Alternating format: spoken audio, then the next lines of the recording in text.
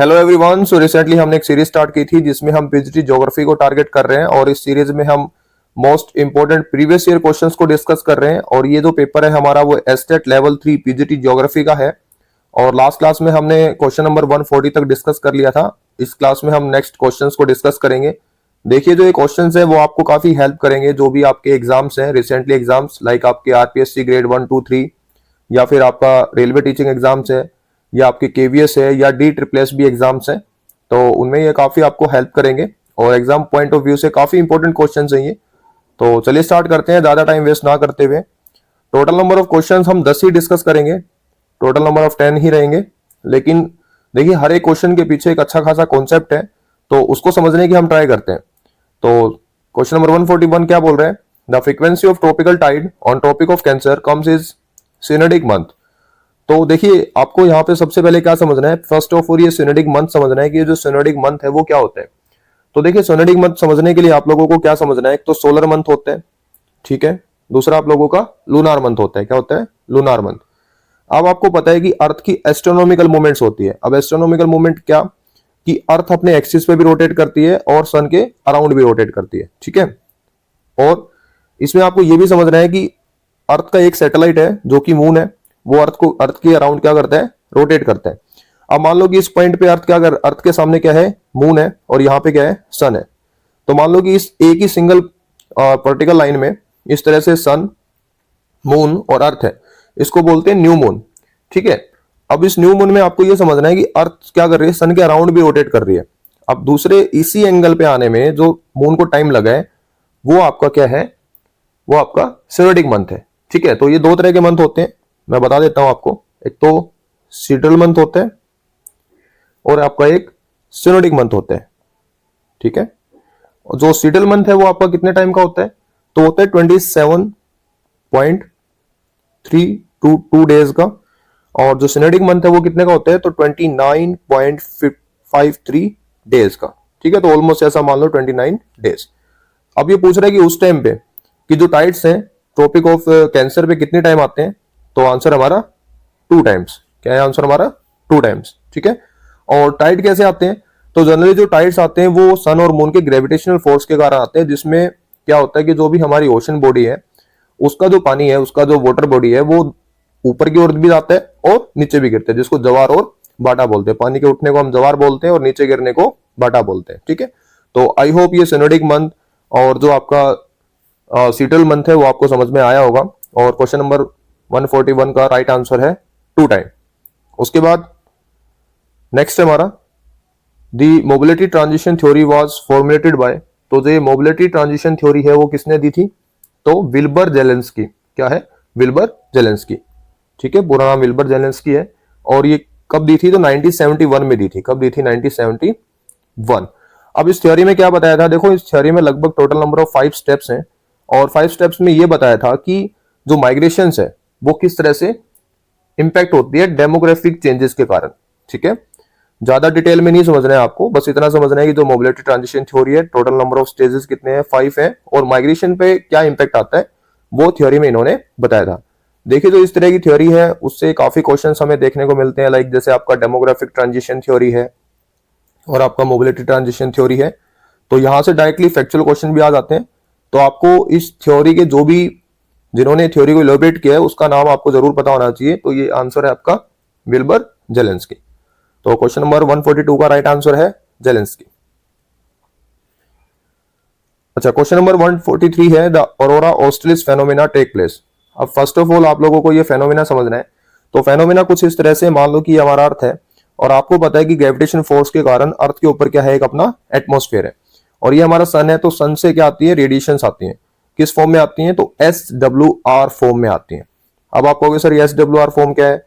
तो इसको बोलते हैं शॉर्ट वेव रेडिएशन, और इनकी फ्रीक्वेंसी काफी हाई होती है। अब जो ये सन से आने वाली जो भी ये रेडिएशन है वो अर्थ में एंटर करेगी, और जैसे ही अर्थ में एंटर करती है तो क्या होता है? जो चार्ज पार्टिकल्स हैं वो अर्थ के नॉर्थ पोल या साउथ पोल की तरफ शिफ्ट होते हैं। अब ये ऐसा शिफ्ट क्यों होते हैं? क्योंकि आपको पता है कि अर्थ एक मैग्नेट की तरह क्या करती है? काम करती है। और आयनोस्फीयर में करते हैं। किस में करते हैं? आयनोस्फीयर में करते हैं। लगभग जो इसकी अगर आप लोग हाइट देखोगे तो 80 किलोमीटर से लेके 500 किलोमीटर तक आपको इनकी हाइट मिलेगी।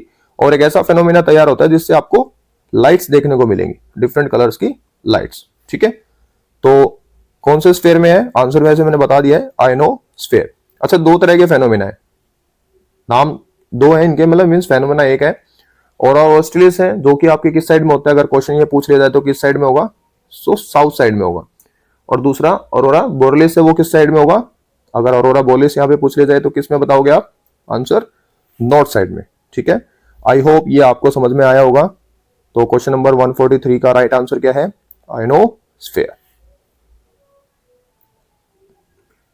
अच्छा, उसके बाद क्वेश्चन नंबर 144 है। तो 144 में क्या बोल रहा है? The faults form due to horizontal displacement of rock blocks along the fault plane caused by horizontal movement. अब यहाँ पे आपको दो बातें ज्यादा फोकस करनी है। फर्स्ट क्या? एक तो फॉल्ट, दूसरा हॉरिजॉन्टल मूवमेंट। आपको पता है कि हमारा ये अर्थ है, और अर्थ को अगर मैं इस पार्ट को निकाल दूं, यानी सेंटर से अर्थ के इस पार्ट को मैं निकाल दूं, तो आपको पता होगा कि जो अपर पार्ट है वो हमारा क्रस्ट पार्ट है, और जो मेंटल पार्ट है वो लिक्विड पे है। किस पे है? लिक्विड। और जो क्रस्ट पार्ट है डिफरेंट क्या है? प्लेट्स में डिवाइड हुआ है। अब जो प्लेट्स हैं उनमें मूवमेंट होती है। क्या होती है? मूवमेंट। कितने टाइप की मूवमेंट होती है ये? तो जनरली जो तीन टाइप की आपको मूवमेंट देखने को मिलेगी। देखो, या तो कन्वर्जन मूवमेंट होगी, या प्लेट आपस में इस तरह से मिल रही है, या डाइवर्जन होगा, प्लेट आपस से दूर जा रही है, और ट्रांसफॉर्म होगा, या प्लेट एक दूसरे से अप एंड डाउन जा रही है। अब यहाँ पे पूछा हुआ है हॉरिजॉन्टल मूवमेंट। हॉरिजॉन्टल मूवमेंट है। अब देखो, ये जो ट्रांसफॉर्म मैंने आप लोगों को बताया, इसमें क्या है कि एक प्लेट अपर शिफ्ट होगी, एक डाउन शिफ्ट होगी, लेकिन यहां पे डेप्थ में कहीं नहीं जा रही है। तो ये कौन सा मूवमेंट है? हॉरिजॉन्टल मूवमेंट आपको देखने को मिलेगा। और उसकी वजह से क्या है? एक फोल्ट आता है, यानी दरार आप बोल सकते हैं इसको। और वो किस तरह का फोल्ट है? तो स्ट्रिक स्लिप फोल्ट है। कैसा फोल्ट है? Strike slip fault. अच्छा, मान लो स्ट्रिक स्लिप फोल्ट है, तो इसमें जो लेफ्ट साइड जाएगी उसको हम क्या बोलेंगे? तो डेक्स्ट्रल बोलते हैं। क्या बोलते हैं? डेक्स्ट्रल। और जो लेफ्ट साइड में जाएगा उसको सॉरी, जो राइट साइड में जाएगा उसको हम क्या बोलेंगे? डेक्स्ट्रल। और जो लेफ्ट साइड में जाएगा उसको हम क्या बोलेंगे? सिनिस्ट्रल। ठीक है, तो एक बार ये राइट और लेफ्ट देख लेना। हो सकता है मेरा लेफ्ट आपका राइट है और आपका राइट मेरा लेफ्ट है। तो मैंने बताया कि राइट की तरफ जो जाएगा वो डेक्स्ट्रल है, और जो लेफ्ट की तरफ जाएगा वो क्या है? सिनिस्ट्रल फोल्ट है। ठीक है, प्लेट मूवमेंट्स आपको समझ में आई होगी। देखिए, मैं ये बात मान के चल रहा हूं कि अगर आप पीजीटी लेवल की क्वेश्चंस को डिस्कस कर रहे हो तो बेसिक्स कम से कम आपको पता है, और मैं बेसिक्स से थोड़ा सा एडवांस की तरफ ही जा रहा हूं। तो क्वेश्चन नंबर 144 का राइट आंसर क्या है हमारा? Option 3, strict slip fault. Normal fault, reverse fault, thrust fault, ये नॉर्मल फोल्ट्स हैं जो आपकी प्लेट मूवमेंट्स के कारण आपको देखने को मिलते हैं। उसके बाद क्वेश्चन नंबर 145। अब 145 क्या बोल रहा है कि between which country the Mahakali treaty was signed in February 1996। देखिए, ये जो क्वेश्चन है वो हिंदी और इंग्लिश दोनों में ही है। मैं सजेस्ट करूंगा कि आप जो भी क्वेश्चन है उनको इंग्लिश मीडियम में ही सोल्व करें, क्योंकि इंग्लिश मीडियम में क्वेश्चन सोल्व करना ज्यादा इजी है। और दूसरा, मान लो कि किसी क्वेश्चन में इंग्लिश और हिंदी में अगर कॉन्फ्लिक्ट होता है, मान लो कि ये क्वेश्चन नंबर 145 है, ये भी 145 है, एक हिंदी में एक इंग्लिश में है, और किसी भी तरह का अगर कॉन्फ्लिक्ट होता है तो किसको प्रायोरिटी दी जाएगी? तो इंग्लिश मीडियम को ही प्रायोरिटी दी जाएगी। ठीक है, वैसे हिंदी में सोल्व करना भी कोई हार्ड टास्क नहीं है, मुश्किल नहीं है, आप हिंदी में भी सोल्व कर सकते हो। बोल रहा है कि फरवरी 1996 में किन देशों के मध्य महाकाली समझौता पर हस्ताक्षर हुआ है। अब देखो, ये महाकाली ट्रीटी क्या है? तो फर्स्ट ऑल क्या है? ये महाकाली एक वाटर ट्रीटी है। कैसा है?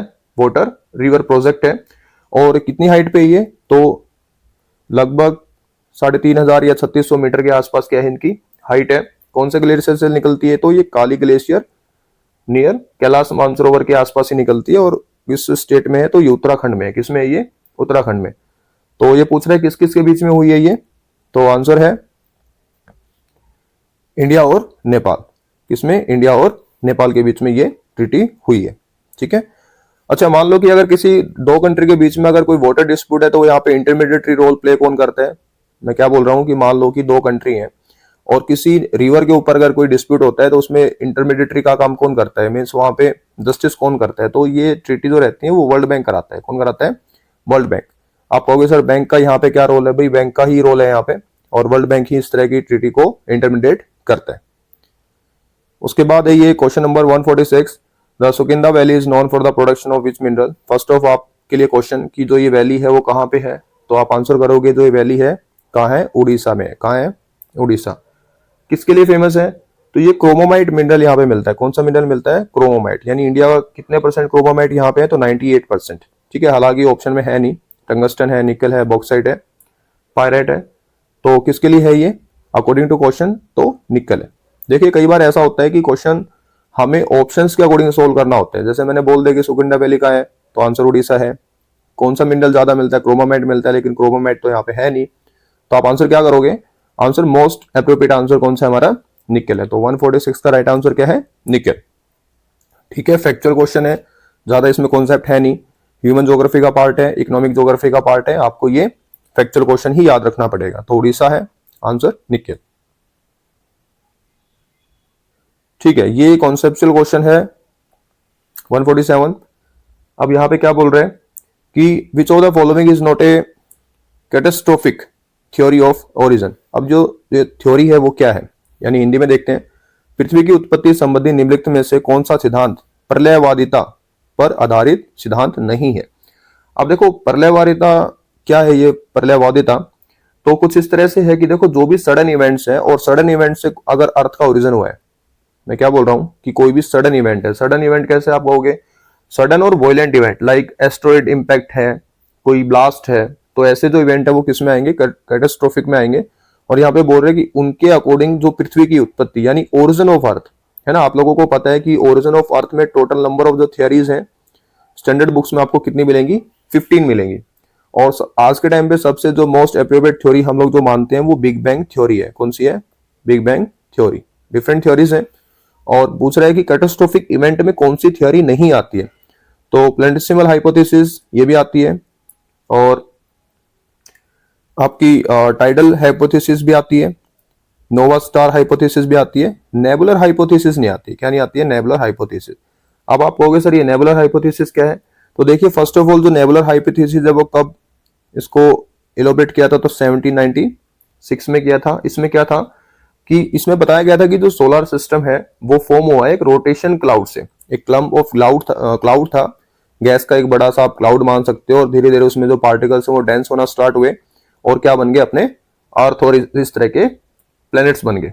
ठीक है, तो ये लैपलेस कांत की जो थ्योरी है जो कि नेबुलर हाइपोथेसिस पे है, जो कि कैटास्ट्रोफिक इवेंट में नहीं आती है। तो अकॉर्डिंग टू क्वेश्चन नोट पूछा हुआ है, तो आंसर क्या रहेगा हमारा? Option number 3। आई होप यहां तक चीजें आपको समझ में आ रही होंगी। देखिए लेक्चर का हो सकता है स्पीड आपके लिए थोड़ी सी ज्यादा हो, क्योंकि एग्जाम टाइम है, काफी आपका प्रीशियस टाइम है। तो एग्जाम टाइम में आपको पता होना चाहिए what should be study and what should not be study. तो जो बिल्कुल ही एग्जाम पॉइंट ऑफ व्यू है वही हम बातें यहाँ पे कर रहे हैं। ठीक है, आप क्वेश्चन नंबर 148 क्या बोल रहा है कि which state of India share the longest international boundary या बॉर्डर विद बांग्लादेश। तो भी बांग्लादेश के साथ कौन सा स्टेट है जो इंडिया का क्या करता है? सबसे ज्यादा लॉन्गेस्ट बाउंड्री को शेयर करता है। कि भारत का कौन सा राज्य है बांग्लादेश के साथ सबसे लंबी अंतरराष्ट्रीय सीमा साझा करता है?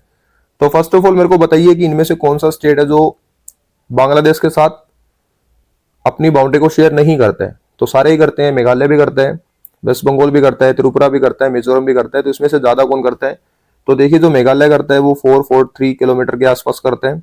उसके बाद जो वेस्ट बंगाल है वो 2217 के आसपास करते हैं। देखिए राइटिंग की थोड़ी सी प्रॉब्लम है, थोड़ा सा इश्यू है, लेकिन आप मैं बोल रहा हूँ यहाँ पे कितना है? 2217। उसके बाद त्रिपुरा कितना करता है? तो त्रिपुरा का आप बताओगे 856 किलोमीटर। और मिजोरम का कितना है? तो मिजोरम का बताओगे 318 किलोमीटर। सभी डिस्टेंस किस में है? ये किलोमीटर में है। तो बताइए इसमें से कौन सा है? तो आंसर इजिली है वेस्ट बंगाल। कौन करता है? वेस्ट बंगाल। उसके बाद क्वेश्चन नंबर 149 है, as per Pascoe and Pilgrim the ancient Indo Burma river discharge its water into. अब आप कहोगे सर ये पार्को के पिलीग्राम के अकॉर्डिंग ये क्या है? इंडो बर्मा रिवर क्या है? तो देखिए उस टाइम पे ये जो फर्स्ट ऑफ ऑल किस टाइम की बात हो रही है? ये तो टेरिटरी एज की बात हो रही है। किसकी बात हो रही है? टेरिटरी या टर्सरी एज की बात हो रही है। ठीक है, टर्सरी पीरियड की बात हो रही है।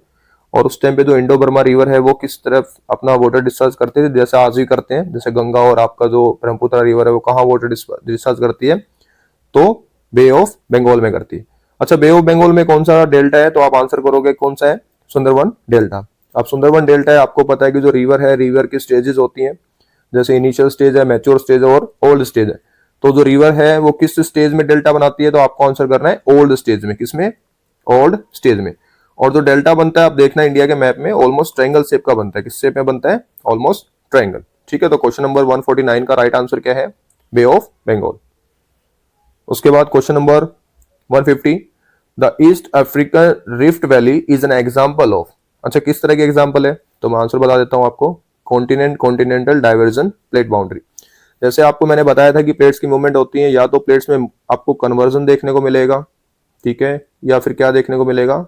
डाइवर्जन। डाइवर्जन में अलग अपोजिट डायरेक्शन होती है। फिर एक होता है ट्रांसफॉर्म, अप एंड डाउन। तो ये किसका है? कॉन्टिनेंटल डाइवर्जन प्लेट है। कौन सी प्लेट है ये? डाइवर्जन प्लेट है।